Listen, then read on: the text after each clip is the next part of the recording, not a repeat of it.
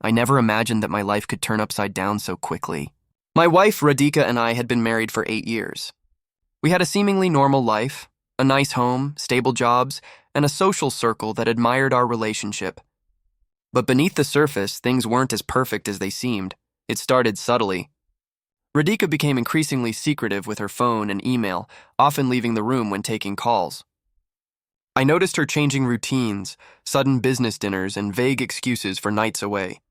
At first, I tried to rationalize it: stress at work, fatigue, nothing personal. But my gut told me otherwise. One day, while working from home, I accidentally saw an email notification pop up on her laptop. I resisted the urge to snoop, but curiosity got the better of me.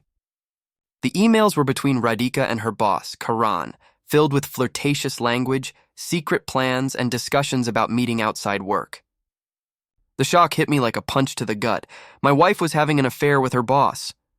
I confronted Radhika immediately. She tried to deny it at first, but the evidence was undeniable. She confessed, claiming it was just a fling, and insisting that she still loved me. The betrayal stung deeper than I had imagined. The woman I trusted, the person I shared my life with, had been lying for months. But anger quickly gave way to resolve. I wouldn't let this slide. Instead of reacting impulsively, I planned my next steps carefully. I wanted not just to end the affair, but to hold both Radhika and Karan accountable for the chaos they had caused.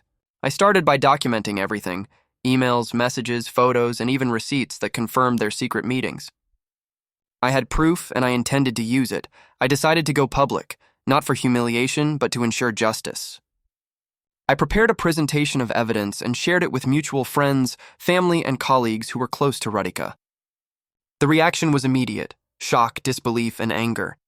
My wife, who had always maintained a pristine reputation, was suddenly exposed as unfaithful. Karan's image as a respectable professional was also severely tarnished. But I didn't stop there. I filed a lawsuit against Karan for emotional damages, workplace harassment, and the manipulation that led to my wife's betrayal. The case gained attention, and the court proceedings were both intense and vindicating. Karan tried to downplay the affair, claiming it was consensual and private, but the evidence I had meticulously gathered made his defense crumble. Meanwhile, I divorced Radhika. Her apologies, pleas, and attempts to reconcile fell on deaf ears. I had lost trust, respect, and the foundation of our marriage. I realized that some actions, especially deliberate betrayal, cannot be forgiven, no matter the remorse shown later. The lawsuit took months, but ultimately, I won a settlement that compensated me for the emotional and financial turmoil caused by their affair.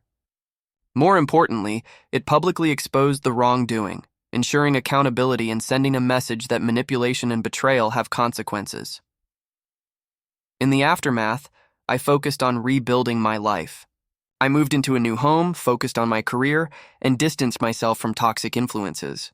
The affair and the lawsuit taught me invaluable lessons about trust, vigilance, and the importance of self-respect. Betrayal can come from unexpected places, and even those closest to you may not act in good faith, but confronting it decisively is empowering. Looking back, the revenge I took wasn't just about humiliation or anger. It was about reclaiming control over my life. By exposing the affair publicly and taking legal action, I ensured that the consequences were real, tangible, and irreversible. Radhika and Karan faced the repercussions of their choices, while I emerged stronger, wiser, and more cautious about whom I trust. The ultimate lesson I learned is that betrayal should never be ignored, and justice can be sought in ways that protect dignity and restore self-respect. While my marriage ended painfully, I walked away with clarity, closure, and a renewed commitment to living honestly and carefully. In the end, exposing the affair publicly and holding Karan accountable was my way of reclaiming power in a situation that initially seemed powerless. I didn't just survive the betrayal, I turned it into a story of empowerment, accountability, and resilience.